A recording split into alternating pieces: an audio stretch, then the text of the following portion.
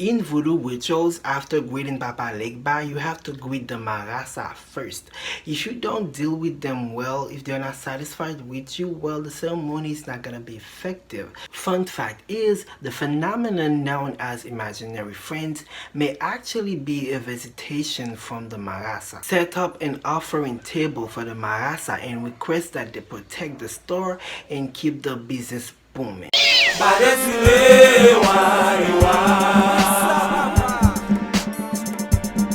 Badesile à moi la haie, donnez mes agoués à Badesile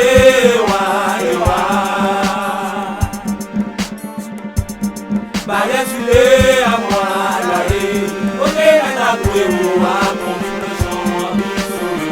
Welcome to my channel, guys. In today's video we are going to talk about the loa Marasa, or the twins in English, in Haitian Voodoo. So the word Marasa comes from the Congo word Mabasa, meaning those who come divided or the one who comes as two. They are mostly part of the Rada division, but you can also find them in the Peto division, just like in the Congo division as well. They are very ancient loa. They are the patron of divine power, reason, justice, truth, and mystery. In voodoo rituals, after greeting Papa Legba, you have to greet the Marasa first. If you don't deal with them well, if they're not satisfied with you, well, the ceremony is not gonna be effective. So you gotta be careful with them. In esoteric voodoo cosmology, the twins are perceived as being incomplete.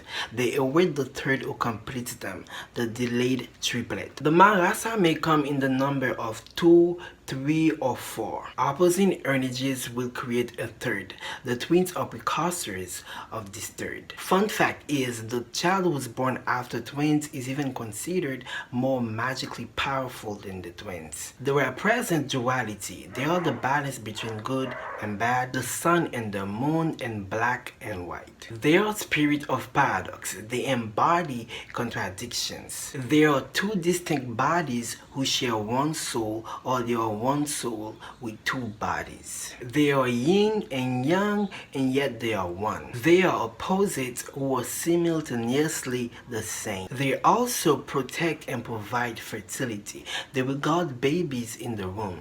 The Marasa typically manifest as being rambunctious, capricious, playful, but demanding children. They crave sugar, toys, and treats.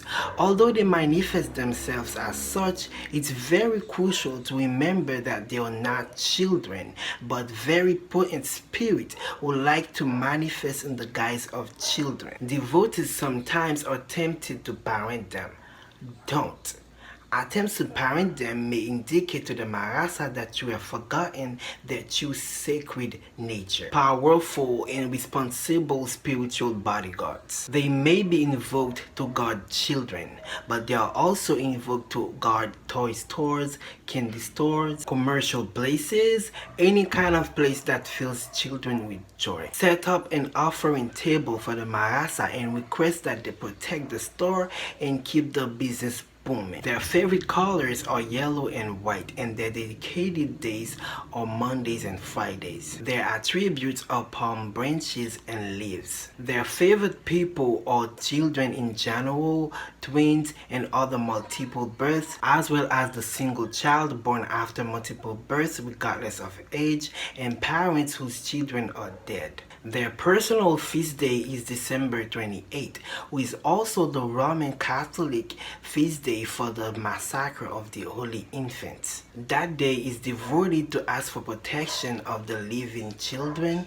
to celebrate and remember the children who have died, and to comfort in the families of dead children. For their offerings, give them what children like: candy, cookies, honey, popcorn, toys, and fizzy drinks. Consciously bringing joy to children is in itself an offering to Marasa. Do not give the Marasa vegetables or leafy greens. It insults them because they use leaves to do healings.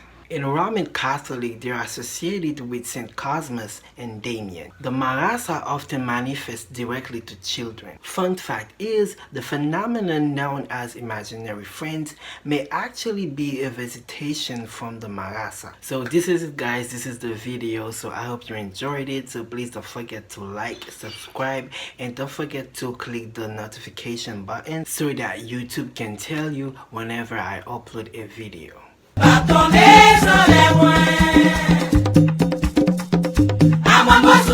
I'm